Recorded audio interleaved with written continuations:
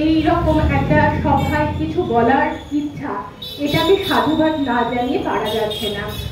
অত্যন্ত প্রাসঙ্গিক একটি কথা বলেছে ও, যে ওয়াকফকে কেন্দ্র করে আমাদের মধ্যে যে বিভাজনটা তৈরি হয়েছে, আমরা অনেকে জানি না, এখানে অনেক মুসলিম আছে যারা জানি না যে ওয়াকফ বিষয়টা কি।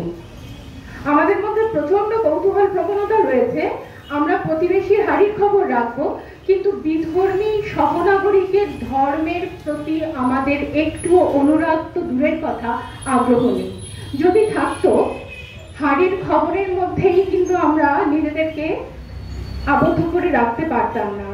আমরা ধর্ম বলতে ওটুকুনি বুঝি যেটা অরিত্র বললো আচরণ, এবং আমরা আচরণ বলতে আরো সংক্ষিপ্ত করে নিয়েছি, আমাদের যেটুকুনি মনে হয় তার থেকে নির্যাস হিসেবে তুলে নিয়েছি শুধুমাত্র খাওয়া এবং পোশাক।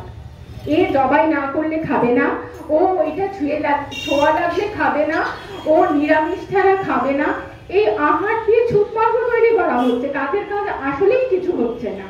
পোশাক পরতে হবে হাত পা মুখ পর্যন্ত ঢাকা, অমুক জায়গায় যাচ্ছি, ধর্মসভায় যাচ্ছি, লাল পাড় সাদা শাড়ি মাস্ট, এই ব্যাপারগুলো থেকে এক্ষুনি বেরিয়ে আসা উচিত। এগুলো আমাদের মধ্যে প্রচন্ড মাত্রায় সংকীর্ণতা বোধকে উস্কানি দিচ্ছে। এই জায়গাগুলো যতক্ষণ আমরা কন্ট্রোলে না আনতে পারছি, ততক্ষণ কিন্তু জীবন আমাদের নিয়ন্ত্রণে থাকবে না, আমরা কিন্তু পরাধীন হয়ে যাব। পরবর্তী বক্তা হিসাবে আমি আবু সাকিব শেখকে অনুরোধ করছি।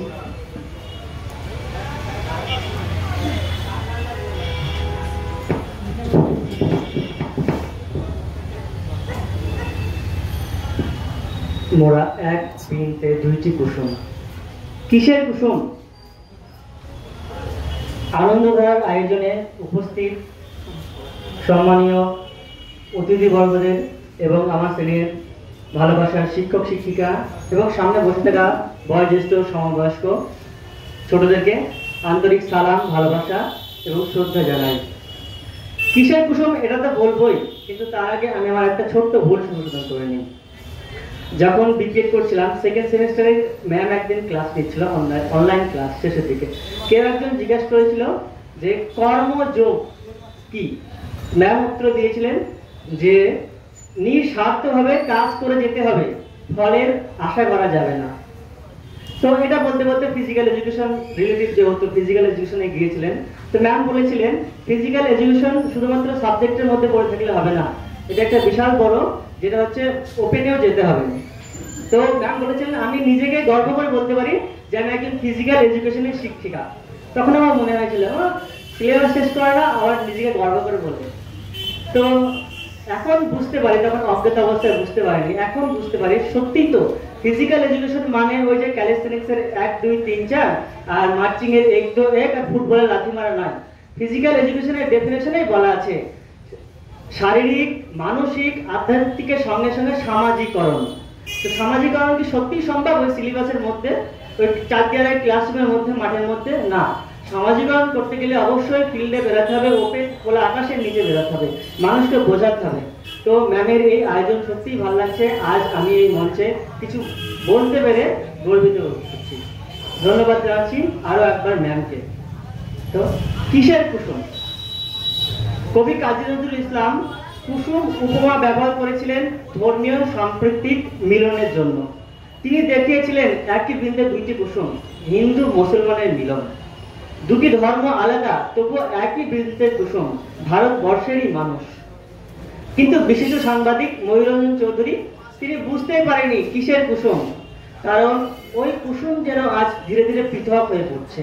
ওই কুসুমকে টেনে ছেঁড়া হচ্ছে, কখনো ধর্মের নামে, কখনো রাজনীতির নামে, কখনো বা ইতিহাসের ভুল ব্যাখ্যা করে। ভারতবর্ষ কখনো বিভেদের দেশ ছিল না। এই দেশে একটা মহাবৃত্ত, যেখানে হিন্দু, মুসলমান, খ্রিস্টান, শিখ সবাই ছায়া, মমতার ছায়াতলে ছায়া পেয়েছে। মসজিদে গায়ে আজান, মন্দিরে বাজে ঘন্টা, মসজিদে গায়ে আজান, মন্দিরে বাজে ঘন্টা, শীতল হয়ে যায় মনটা। তোমার হাতে তাসবিহ, আমি পড়ি রুদ্রা, তাতে কি এসে যায়? যদি থাকে মানবতা, ভালোবাসা আর ন্যায়, তাহলে তুমিও আমার ভাই। এমনকি শুধুমাত্র ধর্মীয় পরিচয় নয়, এখানে আছে শাড়ি, লুঙ্গি, গামছা, কুর্তা, আছে সংস্কৃত ভাষা এবং লোকাচার, সব একসাথে গাঁথা এক মালায়। আজ গোটা ভারতবর্ষ জুড়ে আগুন জ্বলে চলেছে। কে বলছে উল্টো করে ঝুলিয়ে মারবো, কে বলছে কেটে গঙ্গায় ভাসিয়ে দেবো, কে বলছে টেনে রাস্তায় ফেলবো, কেউ বা বলছে ঠুসে দেবো, কেউ বা পুজোর লাই করে আল্লাহকে গালি দিচ্ছে, কেউ বা হিন্দুকে কুপিয়ে মারছে। ধর্ম কি ঘৃণা শেখায়, নাকি আমরা নিজেরাই ধর্মকে ব্যবহার করছি বিভাজনের হাতিয়ার হিসাবে?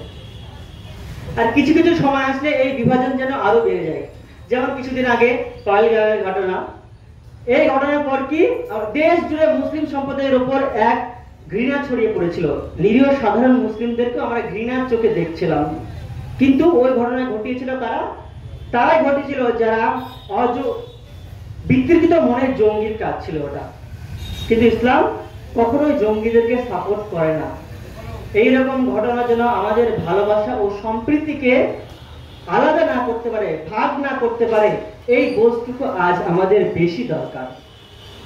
ইসলাম বলছে তোমরা তাদেরকে গালি দিও না যারা আল্লাহ ব্যতীত অন্য কারোর উপাসনা করে, ইবাদত করে, পুজো করে। হিন্দু বলছে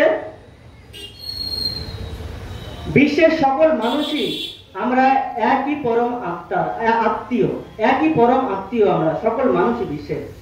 যিশু বলছে তোমরা তোমাদের প্রতিবেশীকে তোমাদের নিজের মতো করে ভালোবাসো। আর গুরু নানক তিনি বলেছেন কোনো হিন্দু নয়, কোনো মুসলমান নয়, আমরা সবাই একই ঈশ্বরের সৃষ্টি।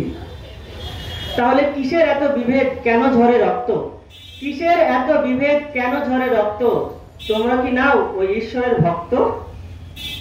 বর্তমানে আমরা গোটা একটা সম্প্রদায়কে একটা তকমা দিয়ে থাকি জিহাদি। আর জিহাদ মানে আমরা কি বুঝি, যে অমুসলিমদের প্রতি অত্যাচার, যুদ্ধ, খুন করা। কিন্তু সত্যিকারের অর্থ কি এটাই? উত্তর না। ইসলামী ব্যাখ্যায় জিহাদ মানে নিজেকে শুদ্ধ করা, অন্যায়ের বিরুদ্ধে ন্যায়ের পক্ষে লড়াই করা এবং নিজের মনের শত্রুর বিরুদ্ধে আত্মিক সংগ্রাম করা। আর এই যে ইসলাম এই শব্দটি শুনলেই অমুসলিমদের একটা ধারণা যে ওই যে সূরা তওবার 5 নম্বর আয়াত, তোমরা কাফেরদেরকে যেখানে দেখবে হত্যা করো। কিন্তু আমরা জানি না এই আয়াতটি কেন নাযিল হয়েছিল। একসময় মক্কা বিজয়ের পর শান্তি চুক্তি হয়েছিল মুসলিমদের সঙ্গে অমুসলিমদের। তখন কি করছিল অমুসলিমরা শান্তি চুক্তি পরেও কি করছে, বারবার মুসলিমদের প্রতি অ্যাটাক করেছিল। কে না চায় আত্মরক্ষা? এই আত্মরক্ষার জন্যই এটা এসেছিল। কিন্তু তবু বলা হয়েছিল যে তাদেরকে 4 মাস সময় দেওয়া হবে। 4 মাসের মধ্যে তারা যদি শত্রুতামূলক আচরণ বন্ধ না করে তাহলে এইটা প্রযোজ্য হবে। কিন্তু কোন নিরীহ মানুষদের জন্য এটা ছিল না। আবার আল্লাহ সুবহানাহু ওয়া তাআলা পবিত্র কোরআনের বলেছেন তিনি যে মানুষদের সঙ্গে উত্তম আচরণ করো, সূরা বাকারার 38 নম্বর আয়াত। তিনি আরো বলেছেন সূরা বাকারার 265 নম্বর আয়াতে ধর্মের ব্যাপারে কোনো জোর জবরদস্তি নেই। সূরা কাফিরুনে বলেছেন তোমার ধর্ম তোমার কাছে, আমার ধর্ম আমার কাছে। এইগুলো থেকে স্পষ্ট নয় কি যে কোনো মানুষকে বা অমুসলিমকে জোরপূর্বক ধর্ম চাপিয়ে দেওয়া যাবে না। আবার আনফালের 61 নম্বর আয়াতে বলেছেন তারা যদি শান্তির পথ দেখায় তোমরা শান্তির দিকে ঝোঁকো। ইসলাম সবসময় মারামারি, খুনাখুনি এই সমস্তকে দূরে রেখে শান্তিকে সর্বোত্তম পন্থা হিসেবে নির্বাচন করেছেন। সমগ্র মানব জাতির উপর সদাচরণের গুরুত্ব দিয়েছেন বিশেষভাবে। আর এই জন্য বলা আছে তোমরা যদি মানুষের সঙ্গে সদাচরণ করো তাহলে তোমাদের রুজি রুটির বরকত হবে, আরো উন্নতি হবে তোমাদের।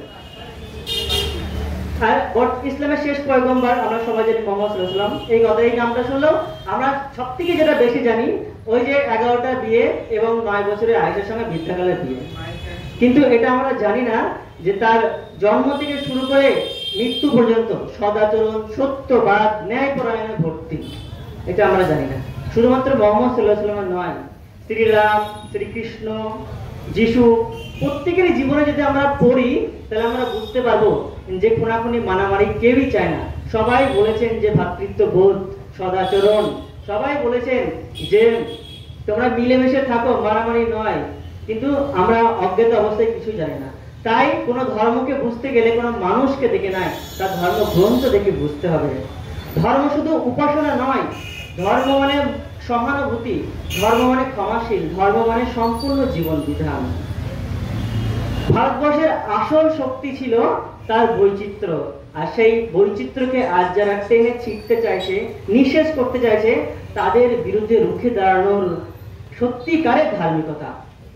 চলো আমরা বলি, আমরা প্রকৃত হিন্দু, মুসলমান, খ্রিস্টান, আমরা ভারতবর্ষের সেই বৃন্দ যার প্রতিটি বৃন্দ থেকে ভ্রাতৃত্বের গন্ধ বার হয়, ভালোবাসার গন্ধ বার হয়।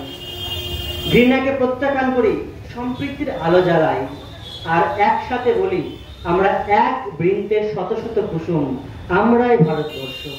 আমরা এক বৃন্তের শত শত কুসুম, আমরাই ভারতবর্ষ। আমরা এক বৃন্তের শত শত কুসুম, আমরাই ভারতবর্ষ। ধন্যবাদ।